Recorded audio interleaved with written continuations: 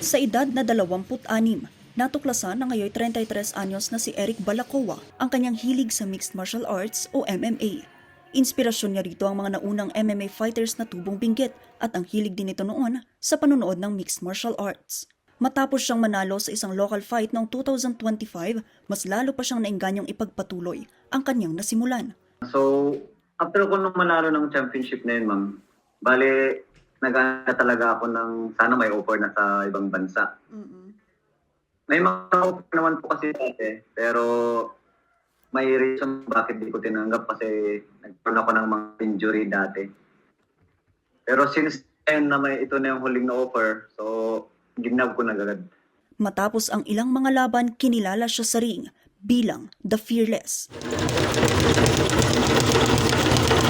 Pero bukod sa mahigpit na disiplina sa training, isa sa pinakamalaki niyang pinoproblema ang gastusin sa paghahanda para sa internasyonal na kompetisyon.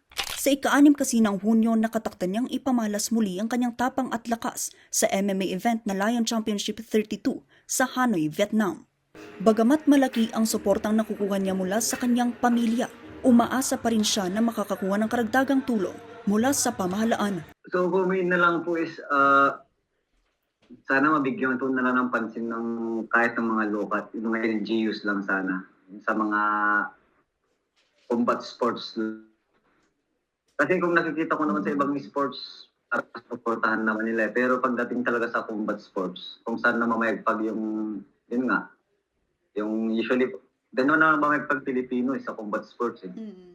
Pero marami lang talaga yung nakukulangan ng support sa mga LGUs. Yun ang talagang sana matutukan na talaga yun.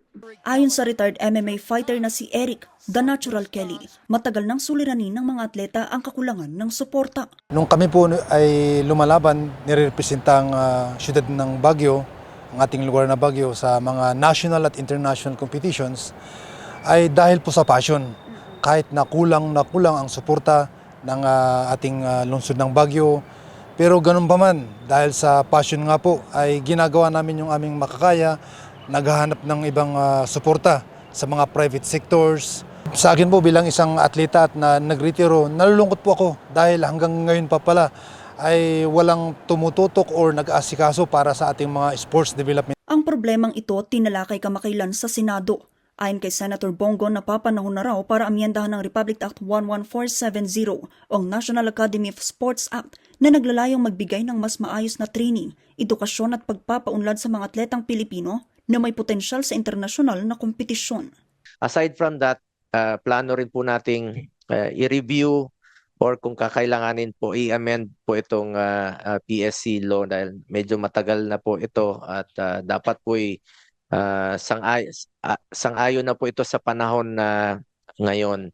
At kung ano pong makakatulong para magkaroon kayo ng regional offices para may malalapitan po ang ating mga atleta dahil napakamahal po ng pamasahe na pumunta sila rito sa inyong opisina sa PSC.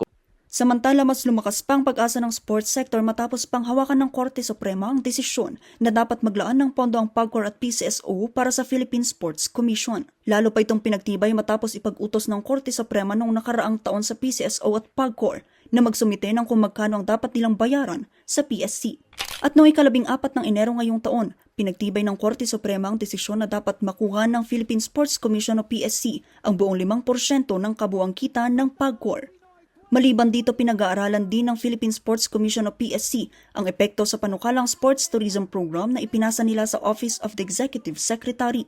Layunin ng panukalang ito na maisulong ang Pilipinas bilang venue ng mga international sports events habang nakakatulong din sa turismo at kabuhayan sa mga lokal na komunidad. Bagay po, Mr. Chairman, kung makahingi po kami ng endorsement sa inyo at sa mga kasama natin dito sa Senate para maitaguyod po ito so we can do these hostings and promote the country, enjoy the economic benefits through sports tourism. Ayon kay Eric, malaking bagay kung ang mga ganitong pondo ay tunay na makarating sa mga atletang tulad niya na nagsisikap makapagbigay ng karangalan sa bansang Pilipinas. Vanessa Bugtong para sa Nation on the Move.